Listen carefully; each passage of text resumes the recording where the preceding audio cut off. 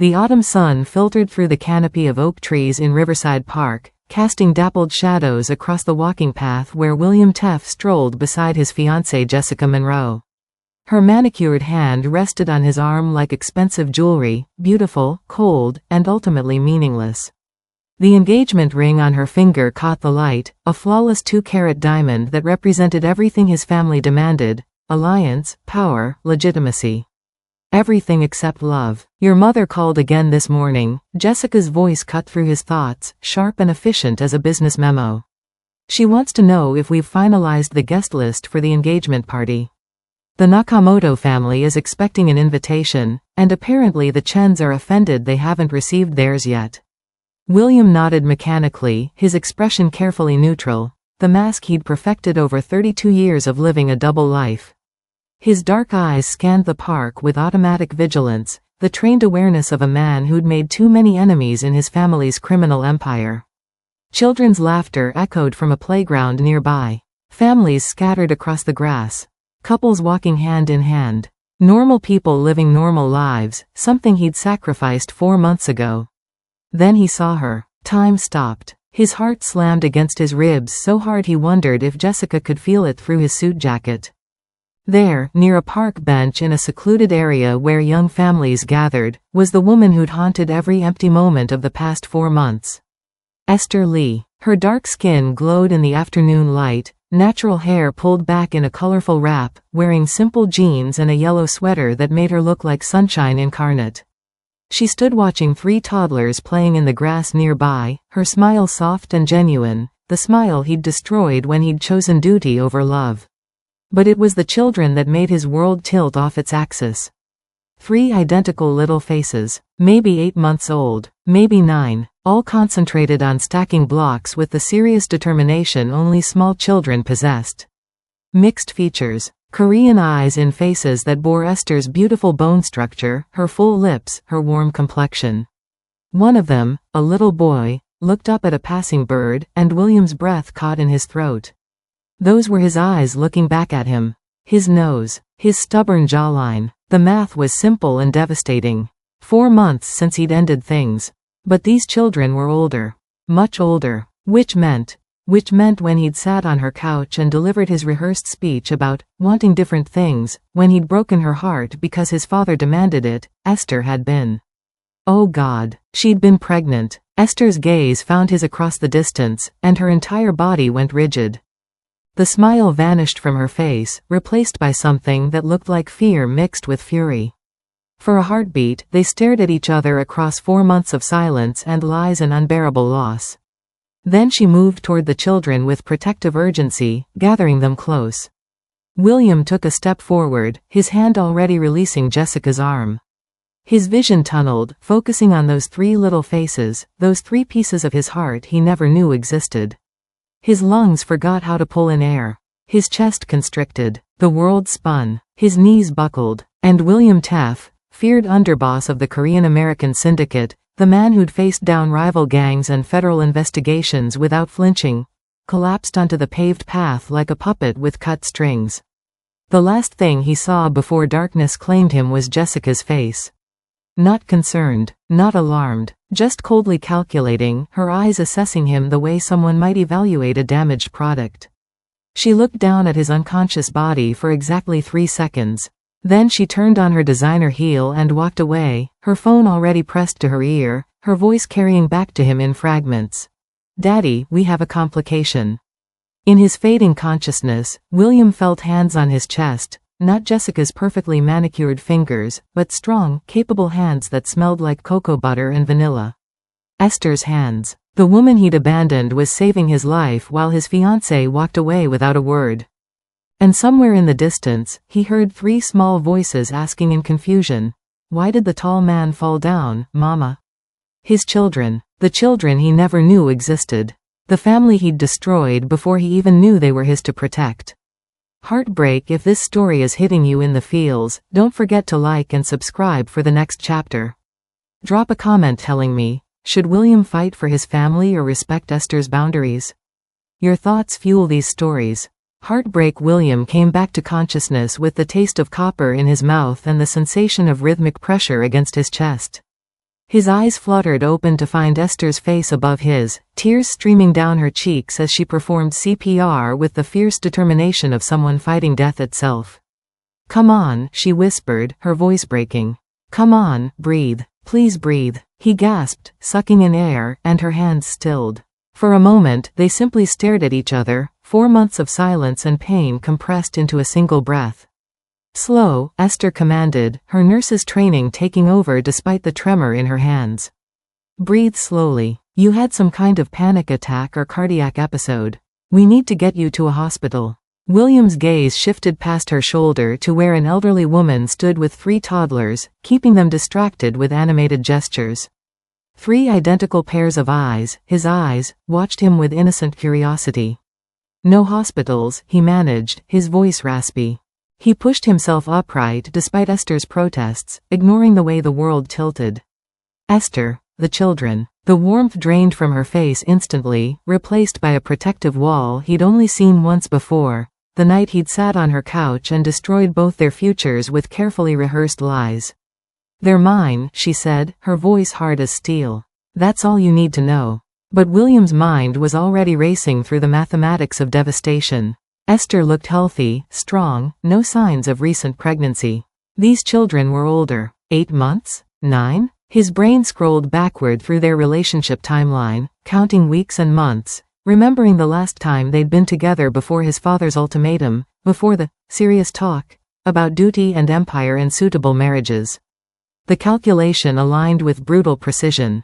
"Are they mine?" The question came out as a broken whisper. Esther's jaw tightened. She stood, brushing dirt from her jeans with deliberate, controlled movements, the kind of false calm that barely contained a storm. "Does it matter? You made your choice 4 months ago, William. You chose Jessica and your family's approval and whatever empire you're building.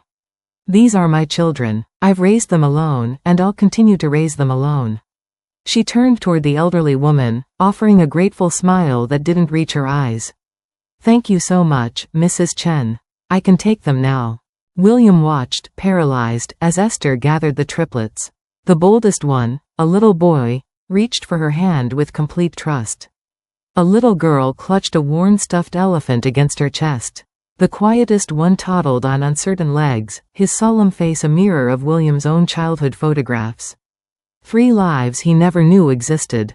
3 pieces of his heart walking away in scuffed sneakers and bright clothing while his designer suit collected park dirt and his hollow engagement ring weighed heavy on his finger. "Wait," he called out, struggling to stand. But Esther didn't look back. She simply walked away, her children safe in her orbit, leaving William alone on the path where his carefully constructed world had just shattered into irreparable pieces. William remained sitting on the park path long after Esther disappeared around the bend, his expensive suit collecting dirt and autumn leaves. His hands trembled, not from the collapse, but from the seismic shift of everything he thought he knew about his life. His phone buzzed against his chest. Not just any buzz, the sharp, aggressive ringtone reserved for one person, his father. For a heartbeat, William considered not answering. Considered hurling the phone into the nearby pond and walking away from everything, the empire, the expectations, the suffocating weight of duty. But 32 years of conditioning, of being molded into the perfect heir, was a chain harder to break than any physical restraint. He answered, "What the hell do you think you're doing?" No greeting, no concern about whether his son was injured or dying. Just ice wrapped in fury, delivered with surgical precision. "Someone is live streaming you making a complete fool of yourself in that park," his father continued, each word a calculated strike. "You're on your knees crying in front of that woman while your fiancé had to leave in disgrace. The Monroes are livid. The Chens have already called to ask if the alliance is still solid. Fix this, now." The call disconnected before William could form a response. Live streaming. The words settled over him like a shroud. Someone had filmed everything, his collapse, Jessica's cold departure, Esther's desperate rescue, his broken questions about children he never knew existed. The most private, vulnerable moment of his life was now public entertainment, political ammunition for his father's enemies and allies alike. William stared at his phone screen. 3 missed calls from Jessica. 7 from his mother. 12 text messages from various business associates, each one a vulture circling the carcass of his reputation. His carefully constructed world was imploding in real time, broadcast for anyone with an internet connection to witness. But when he looked up at the spot where Esther had stood minutes ago, where 3 children with his eyes had played in the grass without knowing their father was watching, William felt something unexpected. Relief. The collapse had been inevitable. He'd been living a lie for 4 months, pretending he could build a future with Jessica while his heart remained trapped in memories of a small Queens apartment where a woman had loved him without conditions or contracts. The public exposure, as humiliating as it was, had forced the truth into the light where it could no longer be ignored. He stood, brushing dirt from his suit with hands that had stopped shaking. His legs felt steadier now, his mind clearer than it had been in months. "I'm done listening to them," he said aloud, to the empty park, to the trees and the sky and the ghost of his own cowardice. The phone buzzed again, his mother this time, probably calling to add her voice to the chorus of disappointment. William silenced it and opened a new app, his fingers moving with purpose. He was going to find Esther. Not tomorrow, after he'd fixed things with Jessica and appeased his family. Not next week, after the scandal died down. Now, today, before another 4 months of cowardice could steal more moments from his children's lives. But what William didn't know was that Jessica had already made her own decision, and her next move would turn his fight for redemption into a war for survival. Jessica's threat was still echoing in William's mind 12 hours later as he stood outside Esther's apartment building in Queens at 11:47 p.m. He'd changed out of the suit. Now wearing jeans and a simple black jacket, trying to look less like a crime lord and more like a man desperate for a second chance. The building was exactly as he remembered, worn brick, flickering hallway lights, the lingering smell of a dozen different dinners that had been cooked hours ago. 3rd floor, apartment 3C. He knew because he'd been here 100 times during the year they were together. He'd memorized every detail, the squeaky 3rd step, the neighbor's door that always had a seasonal wreath, the way the hallway light buzzed like a dying bee. William raised his hand to knock, then hesitated. What if she slammed the door in his face? What if she'd already called the police? What if? The door opened. Esther stood there in pajama pants and an oversized sweater, looking exhausted and beautiful and absolutely furious. "I knew you'd come. You always were predictable when you actually wanted something. Can I?" "No, you can't come in." She crossed her arms, blocking the doorway. "My children are sleeping. You don't get to walk into their lives because you had a crisis in a park." "Esther, please. Just let me explain." "Explain what, William? How your father gave you an ultimatum and you chose empire over me.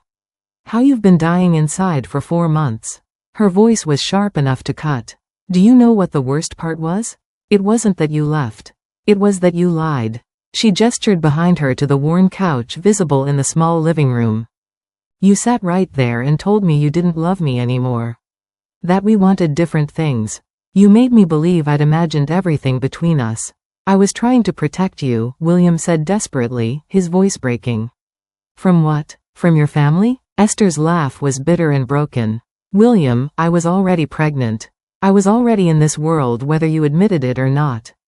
But you chose to make me face it alone." The words hit him like physical blows. "You were. When I ended things, you were already." 10 weeks, she said quietly, tears streaming down her face. "I found out 2 days after you left. Morning sickness that I suffered through alone. Doctor's appointments where they told me I was carrying triplets and I had no one to share the terror with. I worked double shifts at the hospital while pregnant until my supervisor physically forced me to take leave." Her voice dropped to a whisper. "I gave birth to 3 children while you were probably selecting wedding china with Jessica." William's tears matched hers now. "They're beautiful. The children. Our children. Zion, Maya, and Miles." Esther's expression shifted instantly, anger giving way to something worse, fear. "How do you know their names?" The question hung in the air like an accusation. William swallowed hard. "After the park, I couldn't just walk away. I used my resources to find out about your life. Their names, their birthdays, your current job at Mount Sinai, this apartment lease that's coming up for renewal." "You investigated me?" Her voice was barely above a whisper, but the horror in it was deafening. "I needed to know if you were okay. If they were okay. Esther, I can see you're struggling financially. Let me help. Let me." "Stay away from us, William." She stepped back, her hand on the door. I mean it. You made your choice. Let us make ours. The door closed with quiet finality. William stood in the hallway, listening to her footsteps retreat into the apartment. He should leave. He should go back to his world and let her rebuild hers. But his legs refused to move. Instead, he slid down the wall to sit on the floor outside her door, keeping watch through the night like a guardian who had no right to protect what he'd abandoned. Inside, Esther pressed her back against the door, her heart pounding. William was here. After everything, he was here. But what terrified her most wasn't his presence. It was the small, traitorous part of her heart that was glad he'd come. Morning came with the sound of doors opening up and down the hallway, neighbors heading to work, lives moving forward while William remained frozen outside Esther's door. His back screamed in protest, his legs had gone numb hours ago, but he hadn't moved from his vigil. At 6:47 a.m., the door opened and Esther nearly tripped over him. Jesus, William, have you been out here all night? He stood stiffly, every muscle protesting the movement. I needed you to know I'm serious. I'm not going anywhere, not this time. Esther glanced down the hallway where Mrs. Chen from 3B was already peeking out her door with undisguised curiosity. She couldn't afford a scene, not in this building where gossip spread faster than fire. Get inside, she hissed, stepping back reluctantly. But only the living room. The children are still asleep. William entered the apartment, seeing it in daylight for the first time in 4 months. Everything was achingly familiar. The worn couch where they'd spent countless evenings, the small kitchen where she'd taught him to cook Korean dishes his own mother considered beneath their status. But new additions told the story of what he'd missed. A playpen crammed into the corner, colorful toys scattered across the floor, 3 high chairs pushed against one wall like silent witnesses to his absence.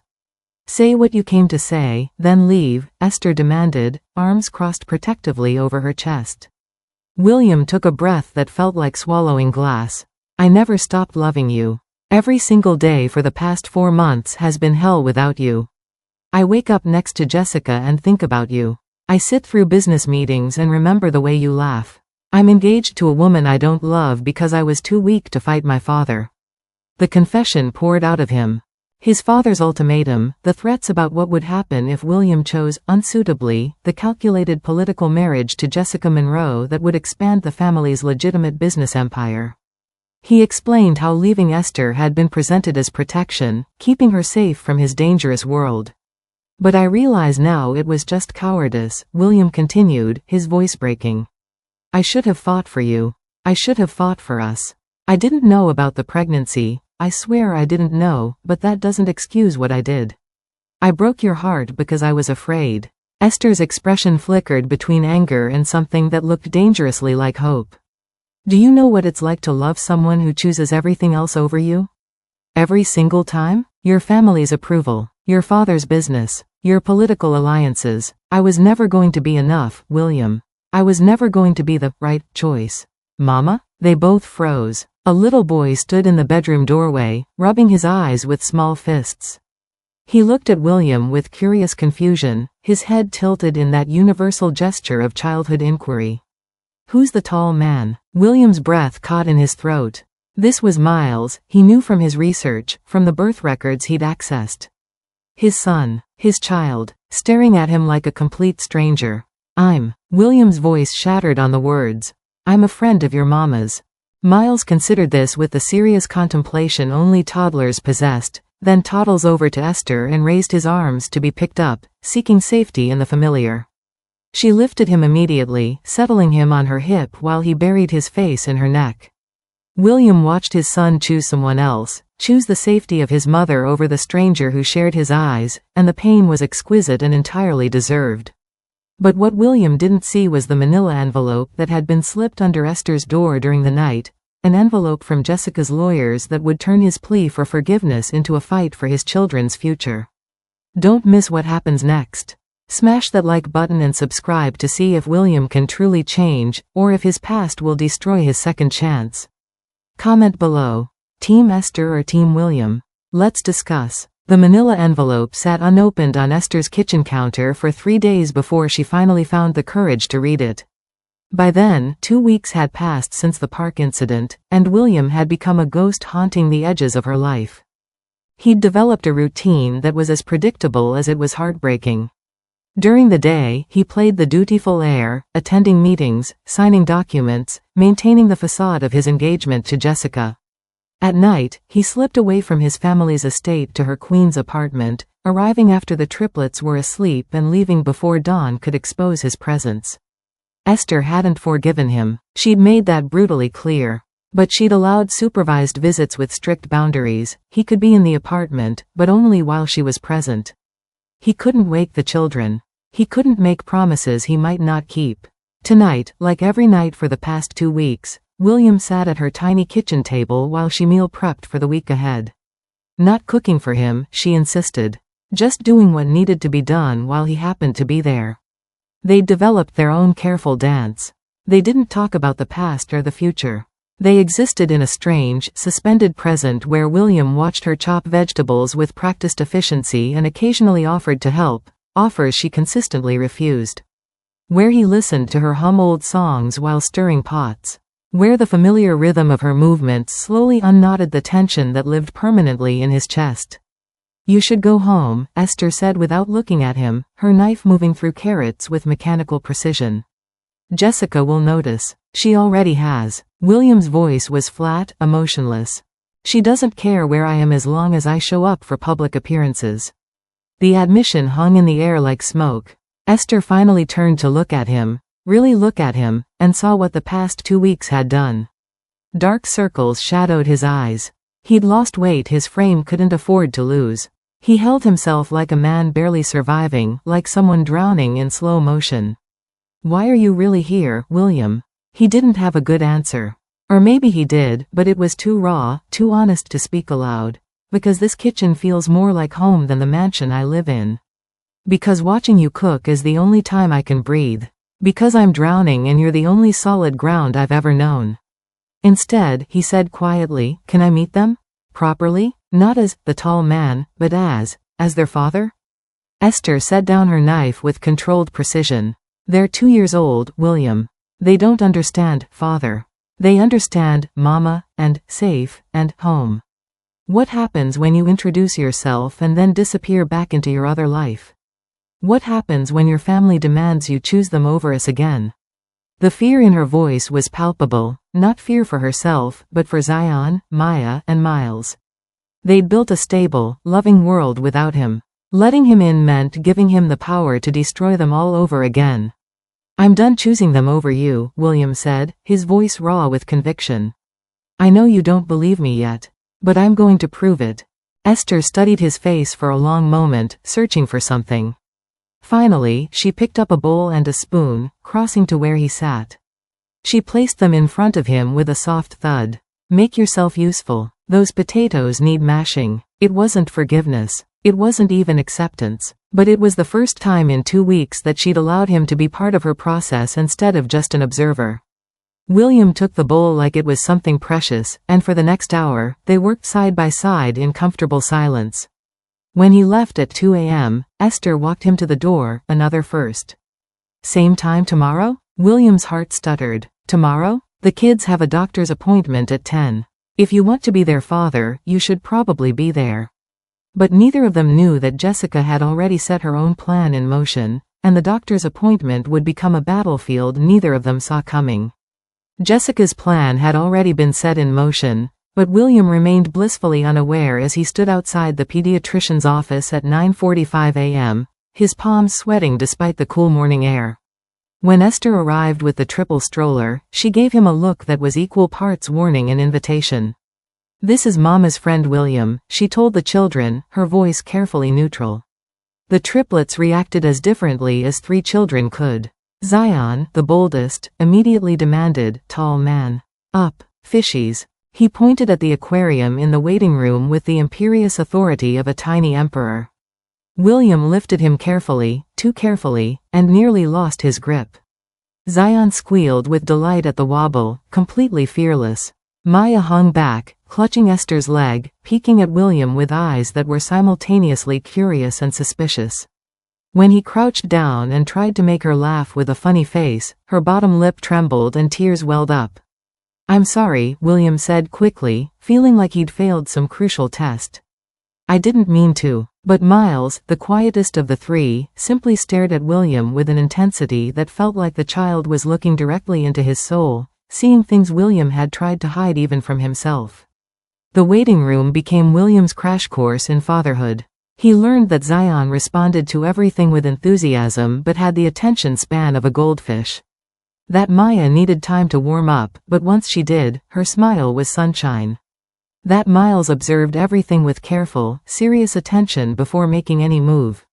Slowly, something shifted. Zion wrapped tiny arms around William's neck and declared him the best tall man ever. Maya warmed up when he made animal sounds instead of faces. And Miles, still quiet, took William's hand when the nurse called them back for the examination, a gesture of trust that made William's throat tight. Dr. Patel assumed William was Esther's partner, and neither of them corrected her.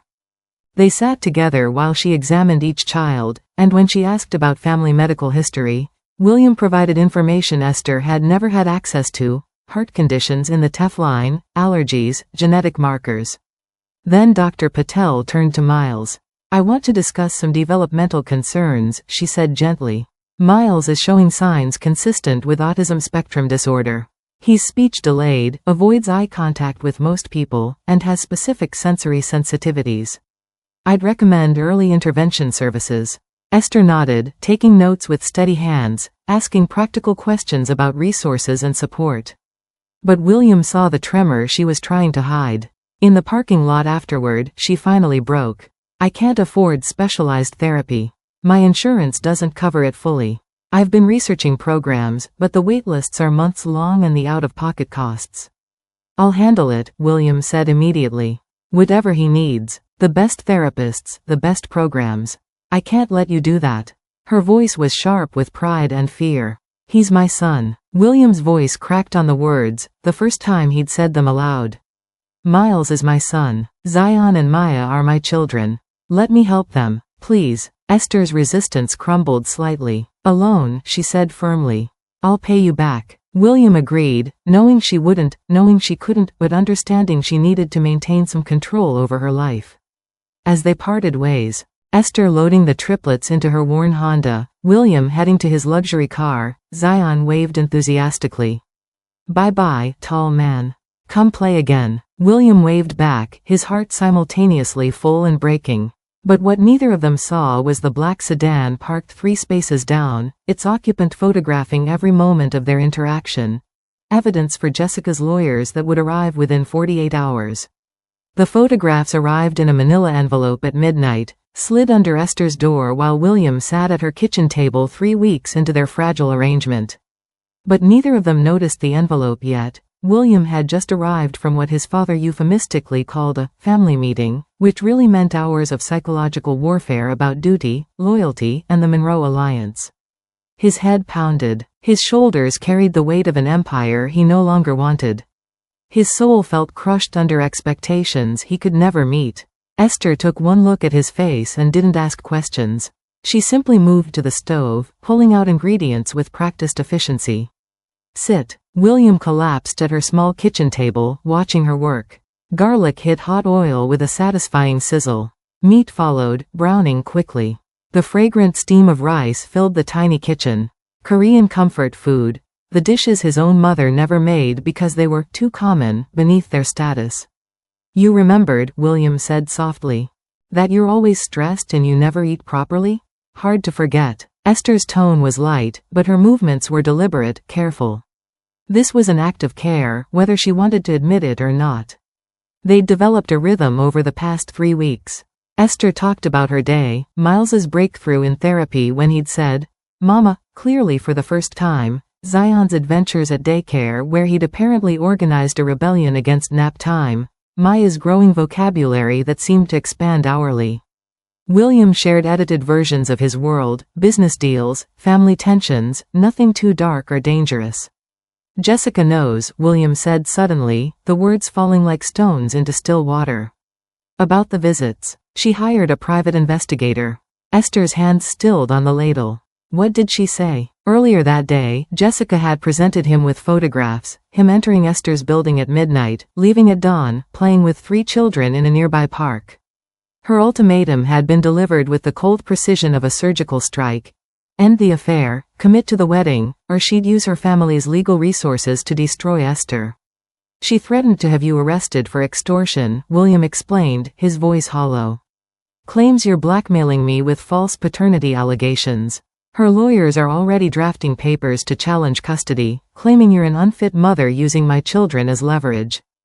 Esther set down the ladle with controlled precision, her nurse's training keeping her movements steady even as her world tilted. Then you should go, right now, because I'm not fighting a legal battle against the Monroe family empire. I'm not risking my children for what? For me? William stood, moving around the table. Esther, I'm not letting her do this. I have lawyers too. I have resources. You'll what? Esther turned to face him, tears streaming down her face.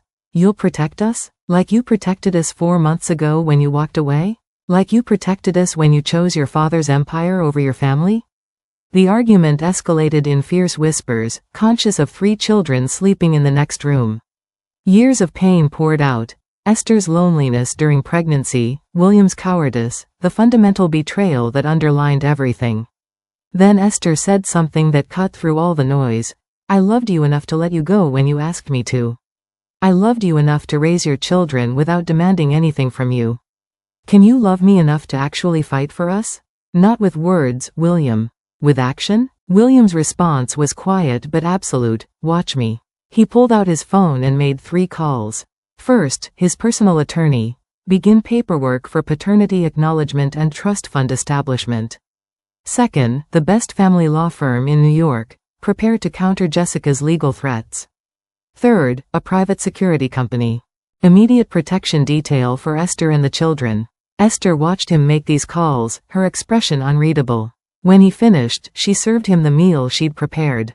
They ate in silence, but it was different now, the silence of 2 people preparing for war.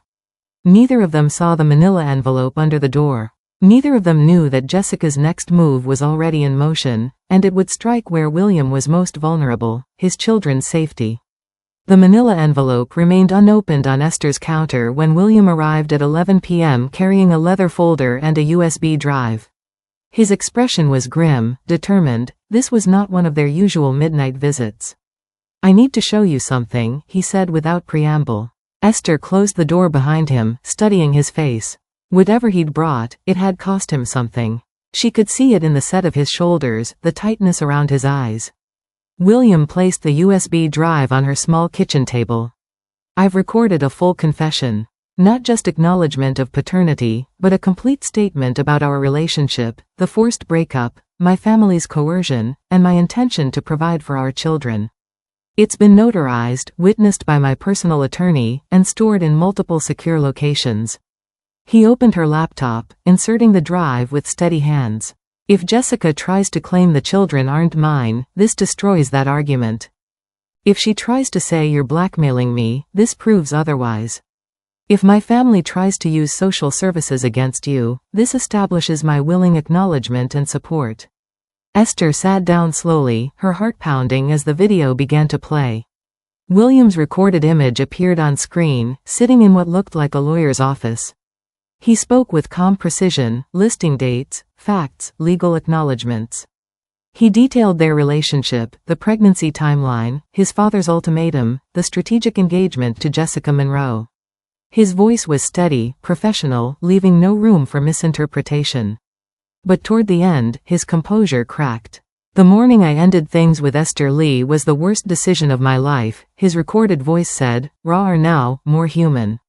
I told myself I was protecting her from my world, but I was really just protecting myself from my father's disappointment. Learning about my children, Zion, Maya, and Miles, showed me what love actually looks like. It's not about protection or control. It's about showing up, even when you're terrified. Especially when you're terrified. I've been a coward, but I'm finally finding the courage to fight for what matters. The video ended. Esther sat in silence, tears streaming down her face. This could destroy you, she finally said. Your father will see this as ultimate betrayal. The Monroe alliance will collapse. Every family in your world will know you chose. You, William finished quietly. They'll know I chose you. Let them know. The weight of that decision hung in the air between them. This wasn't just a legal document, it was a declaration of war. William was systematically burning every bridge in his criminal empire, making it impossible to retreat back into his old life. Esther's carefully maintained walls began to crumble. She'd spent weeks protecting herself, maintaining emotional distance, refusing to believe William could really change. But watching him dismantle his entire world for her and the children, it was impossible to dismiss as empty words. Why? She asked quietly. Why now? Why not 4 months ago when it would have been easier? William's answer was painfully honest. Because 4 months ago, I was still the man my father raised me to be. I was still convinced that power and empire mattered more than love. I had to lose you to understand what actually matters. I had to see our children to understand what I was throwing away. I'm sorry it took me so long to become the man you deserved. He pushed the leather folder across the table. Esther opened it with trembling hands, reading through document after document. Legal trust funds for the triplets, established with substantial assets from William's personal wealth, untouchable by his family or Jessica's legal maneuvers. Medical directives ensuring the children had access to the best care. Educational trusts. Emergency provisions. You're really doing this, she whispered. I'm really doing this. Esther looked at him, really looked at him, for the first time in weeks. She saw not the coward who'd abandoned her, but a man who'd found something worth fighting for. She didn't say she forgave him. She didn't say she loved him. But she said something equally important, then we fight together. What neither of them knew was that Jessica had already fired the first shot, and the battlefield would be somewhere William never expected. His father's office, where a meeting was scheduled for tomorrow morning that would force William to choose between his family name and his children's future. The stakes just got real. Hit that subscribe button to see how William protects his family from the enemies closing in. Like if you're Team William, or comment if you think he's in over his head. This war is just beginning. Jessica's warning about enemies had seemed abstract until William stood outside his father's office the next morning, the same room where, 4 months ago, his life had been decided for him. But this time, William wasn't the obedient son seeking approval. He was a man with a folder full of legal documents and nothing left to lose. You wanted to see me, father? The elder Teff sat behind his massive mahogany desk, a glass of whiskey in hand despite the early hour, his expression carved from ice. Jessica's father called. He's concerned about the complications you've created. He's asking whether the Monroe alliance is still viable. It's not, William said simply. I'm ending the engagement. His father didn't rage. Rage would be beneath a man of his stature. Instead, he dissected William's decision with surgical precision, highlighting every flaw, every consequence, every way this choice would damage the family's carefully constructed empire. That black woman and her bastards will destroy everything we've built, his father said, each word deliberate and cutting. The Nakamotos are already questioning our judgment.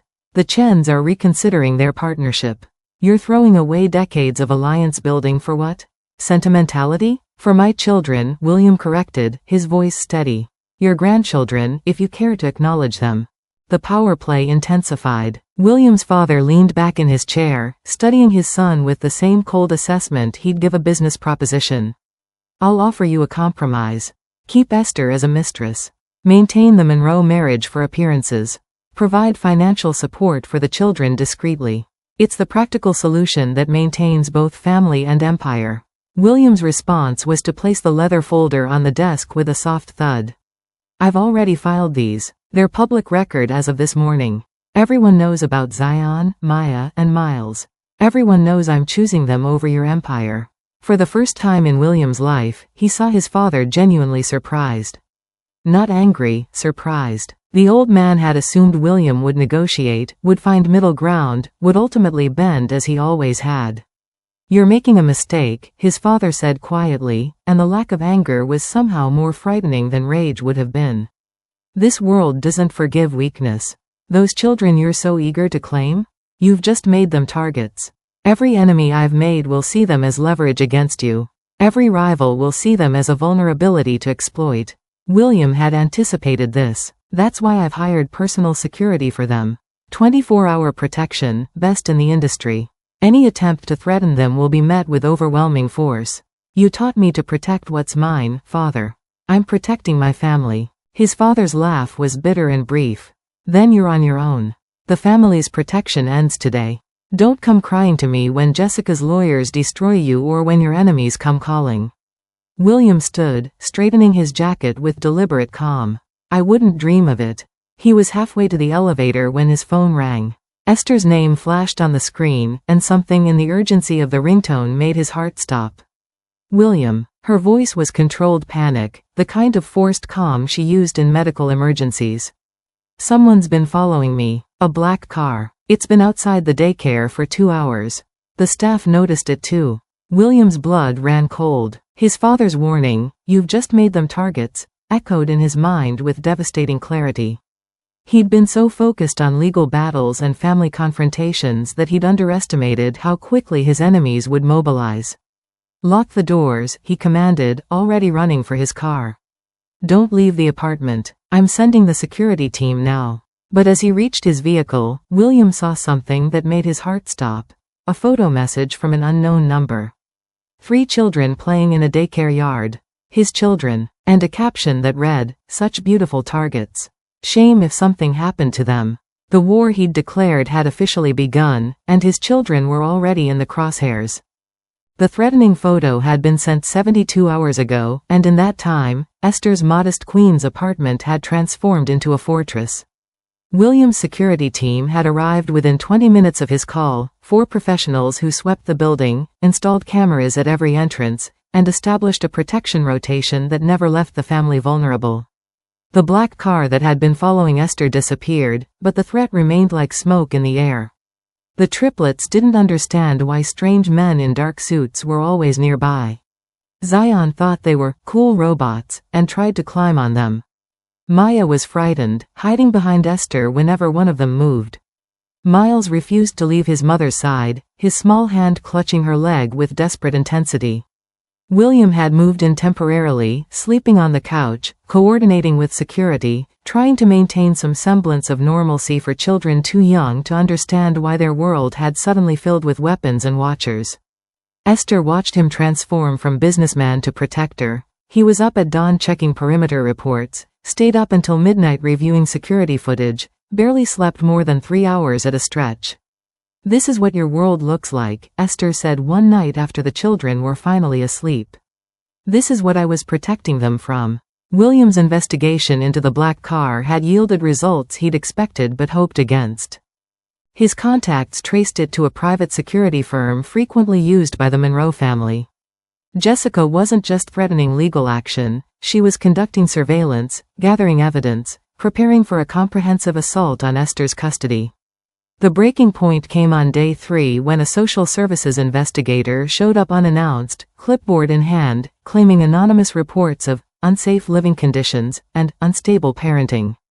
The woman's eyes swept the apartment, taking in 3 toddlers living in a 2-bedroom space with armed security visible outside, their mother clearly under stress, and a wealthy man with known criminal associations living with them. Her expression said everything. Esther's face drained of color. This was her worst nightmare, losing the children not through legal battles but through state intervention, through a system designed to protect children but that could be weaponized by those with resources. William handled the investigator with careful professionalism that belied the fear coursing through his veins. He provided documentation. The children's medical records showing perfect health, their daycare reports indicating they were thriving socially, financial statements proving Esther's stable employment and his own support. He explained the security as a temporary measure due to family disagreements about his relationship with Esther, not quite a lie, but not quite the truth. The investigator left satisfied but watchful, promising a follow-up visit in 2 weeks. After the door closed, Esther broke. "I can't do this. I can't raise them in fear. I can't live like this." William's realization hit with devastating clarity. Winning wasn't enough. He could file legal documents, provide security, even defeat Jessica in court. But if Esther and the children lived in constant fear, if every day was a battle for basic safety, then he'd already lost everything that mattered. Then we end it, William said quietly. Not by giving up, by going on offense. He pulled out his phone, calling his attorney. Prepare an ultimatum for Jessica Monroe and her family. Either they drop all legal threats and surveillance immediately, or I release everything I've documented during our engagement, the financial crimes, the business dealings that would interest federal prosecutors, all of it. It was a nuclear option. It would create lifelong enemies. But it would also create space for Esther and the children to breathe. After the calls and strategies and battle plans, William sat on the floor with the triplets, building a block tower with the focused determination of a man trying to reclaim something precious. Miles approached slowly, studying the structure with his characteristic serious intensity, then handed William a blue block without being asked. A sign of trust, of connection, of forgiveness William didn't deserve but desperately needed. Esther watched from the doorway, seeing not the coward who'd abandoned her, but the man he was becoming, a father willing to burn his own world down to protect his children. But what none of them knew was that Jessica had one final card to play, and it would force William to make an impossible choice: his children's safety or Esther's freedom. Jessica's final card had been more dangerous than William anticipated, but now he sat across from her in an upscale Manhattan restaurant, neutral territory, public enough to prevent violence, private enough for brutal honesty. He'd chosen the location deliberately. Jessica arrived 15 minutes late, a power play she'd perfected over years of corporate warfare. I got your lawyer's email, she said, settling into her chair with cold grace. Mutually assured destruction. How romantic. William didn't rise to the bait. It doesn't have to be destruction. It can be resolution. Jessica's laugh was sharp and humorless. Let's not pretend anymore, William. I never loved you. I never planned to. The marriage was always about merging empires, accessing your family's resources, expanding my father's legitimate business using your family's underground connections. You knew that. I knew that. Everyone knew that. And the children? William asked, his voice dangerously quiet. The threats against Esther? Jessica's smile was razor sharp. Leverage. Nothing personal. If threatening your bastards and their mother was what it took to bring you back in line, then that's what I'd do. But you've made that complicated. She swirled wine in her glass, studying him with the clinical detachment of a chess player evaluating the board.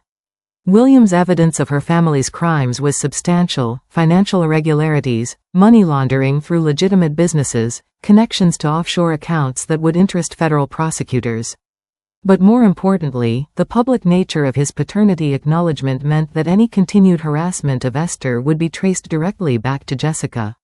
The optics were terrible. Wealthy white woman attacking her ex-fiancé's black baby mama looked vindictive, not strategic.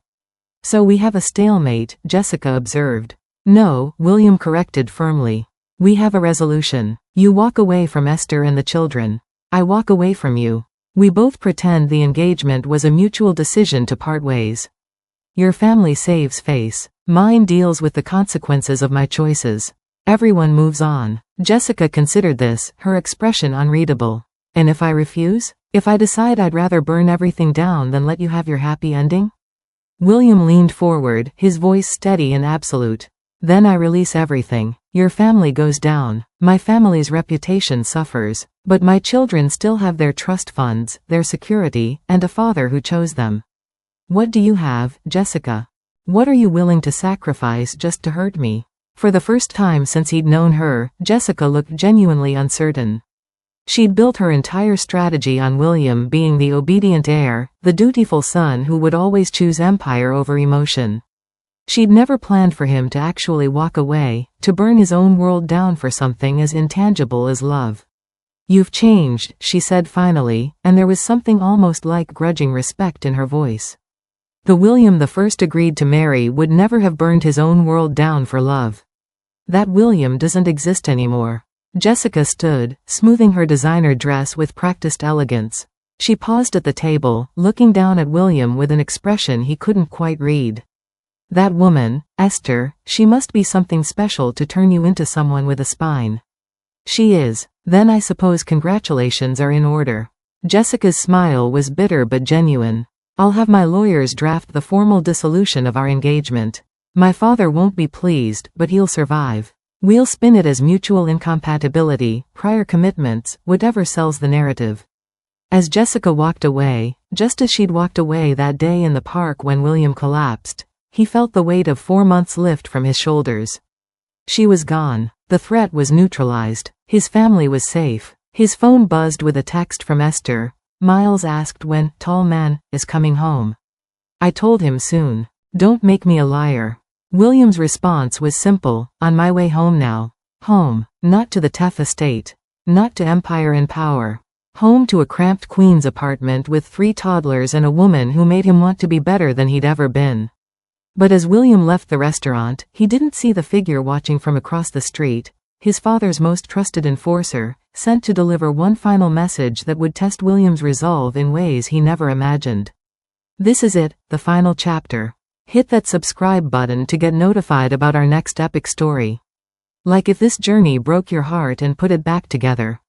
Drop a comment telling us, what was your favorite moment? Your support means everything. His father's enforcer never delivered that final message. 6 months had passed, and the threatened reckoning never came. Instead, William found himself on his knees in Esther's living room, now expanded to include the neighboring apartment, creating proper space for a family of 5, building a blanket fort with Zion and Maya while Miles arranged his toy cars in careful, precise lines nearby. Higher, Daddy, Zion demanded, his small hands tugging on William's shirt. Make it touch the sky. Daddy. The word still made William's heart stutter every single time he heard it. Life had transformed in ways William couldn't have imagined that day in the park. He'd officially left his family's organization, turning over his responsibilities to his younger cousin who'd been eager for the opportunity. His father hadn't spoken to him since, but William's mother sent occasional text messages, brief, formal, but present. The Monroe alliance had dissolved publicly, with both families claiming incompatible visions for the future, in carefully worded press releases. William now worked as a legitimate business consultant, using his MBA and strategic thinking in legal ways that didn't require looking over his shoulder. The pay was less than what he'd earned in the syndicate, but it was honest. Esther continued her nursing career at a hospital closer to home. They'd established routines that felt like real life. Breakfast together, divided daycare drop-offs, dinner as a family, bedtime stories in shifts because managing 3 toddlers required serious teamwork. Miles's therapy was progressing beautifully. He spoke in short sentences now, made eye contact more often, showed the world the brilliant mind that had always been there. Zion remained the wild one, always climbing, always exploring, always getting into trouble with a smile that got him out of it. Maya had become the peacemaker, already showing signs of her mother's compassionate nature. Esther laughed more freely now. William slept through the night without nightmares about the life he'd left behind. They argued sometimes. About discipline strategies, about finances, about whose turn it was to handle the 3 a.m. crying, but they worked through it like partners, not adversaries. Evening came. The triplets were bathed and exhausted from a day at the park. The same park where William's old life had ended and his real life had begun. William read them stories while Esther prepared dinner, their voices a comfortable soundtrack to domesticity. After the children were asleep, William and Esther sat on the couch, the same couch where he'd broken her heart 7 months ago. But everything was different now. I have something to say, William began, his heart pounding harder than it had during any criminal negotiation. Esther looked at him with that expression he loved, open, trusting, with just a hint of amusement at how nervous he'd suddenly become. I know we've been taking this slow. I know I have a lot to prove still. I know I can't erase the past or make up for missing the first year of our children's lives. William pulled a small box from his pocket with trembling hands. But I also know that this family, this ordinary, chaotic, beautiful life, is everything I want. Forever. The box opened to reveal a simple ring. Nothing like the ostentatious diamond he'd given Jessica. This was personal, meaningful, a delicate band with 3 small stones representing Zion, Maya, and Miles. Esther Lee, will you marry me? Will you let me spend the rest of my life proving that I chose right? That I'll keep choosing you and our children, every single day, for the rest of our lives? Esther's tears came immediately, her hands trembling as she covered her mouth. For a moment that felt like eternity, she simply stared at him. Then she whispered, yes. 1 year after the park collapse, William and Esther stood in that same park, exchanging vows in front of the people who mattered. The triplets served as flower children, causing exactly the amount of chaos everyone expected. Zion threw petals at guests. Maya got shy and refused to walk. Miles held his grandmother's hand, William's mother, who'd come despite everything, sitting stiffly but present. A gift arrived that morning from Jessica, expensive champagne and a note that read, "To the man who found his spine. Best wishes." As William and Esther exchanged rings, he thought about the man he'd been, the coward who'd walked away, the heir who'd chosen empire over love. That man was gone. In his place stood a father, a partner, a man who'd learned that true power wasn't about control or domination. It was about choosing love, even when love was terrifying. The final image was perfect in its imperfection. William lifting Miles onto his shoulders while holding hands with Zion and Maya, Esther laughing beside them, all of them walking into the sunset of their ordinary, extraordinary life together. Thank you for going on this emotional journey with us. Don't forget to subscribe for more heart-wrenching stories. What story should we tell next? Drop your suggestions in the comments below. See you in the next one.